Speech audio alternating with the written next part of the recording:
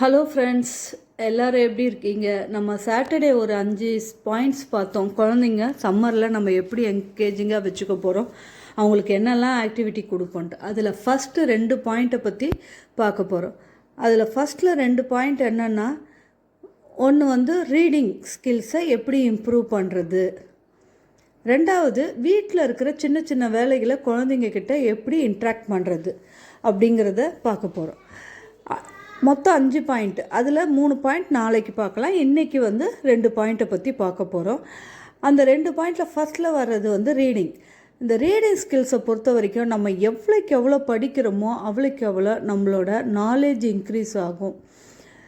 அந்த ஒரு புக்கை படிக்கிற மாதிரி ஒரு வேல்யூ வேறு எதுவுமே கிடையாது. அது குழந்தைங்களுக்கு இப்போத்துலேருந்து அந்த ஹேபிட்டை கொண்டு போயிட்டோம்னா அது ஆட்டோமேட்டிக்காக காலையில் எந்திரிச்சோடனே பேப்பர் படிக்கிற மாதிரி உக்காந்துருவாங்க படிக்க. எப்போவுமே மார்னிங் படிக்கிற படிப்புக்கு வர ஒரு பவர் வேறு தான். ஸோ அந்த மார்னிங் படிக்கிறத இந்த சம்மரில் நம்ம எப்படி அதை யூஸ்ஃபுல்லாக கொண்டு போகலான்னு பார்க்கலாம். ஃபஸ்ட்டு இந்த பேப்பர்ஸ் படிக்க சொல்லலாம். பேப்பர்ஸில் கிராஸ்வேர்ட்ஸ் இருக்கும், இங்கிலீஷ் ஆகட்டும் தமிழ் ஆகட்டும். அது கூடயே ஒரு சின்ன காமிக்ஸ் புக்கும் வரும், சிறுவர் மலர் சொல்லிட்டு. அந்த மாதிரி இங்கிலீஷ்னால் இங்கிலீஷில் வருது, தமிழ் இந்த மாதிரி எது வேணாலும் வரும். அதை ஃபஸ்ட்டு ஒரு 30 நிமிஷம் அவங்கள படிக்க சொல்லணும். அந்த படிக்க சொல்கிறது ஒரு சுமையாக இருக்கக்கூடாது, ஜாலியாக போகணும்.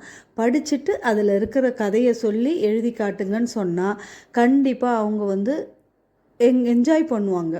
இதில் யார் நல்லா எழுதியிருக்கீங்க, இதை இந்த மாதிரி மாற்றி பண்ணலாம், இதில் என்ன மாரல் இருக்குது, ஸ்டோரிஸு காமிக்ஸ் என்ன கதை இருக்குது, இந்த மாதிரி சின்ன சின்னதாக அந்த பேப்பரில் இருக்கிறத நம்ம கேட்கும்போது 1 to 1 உட்காந்து இன்ட்ராக்ட் பண்ணும்போது அவங்கள அறியாமையே அந்த ஹேபிட் அப்போ நாளைக்கு படித்து நம்ம இன்னும் சொல்லணும் அப்படிங்கிறது உருவாயிடும்.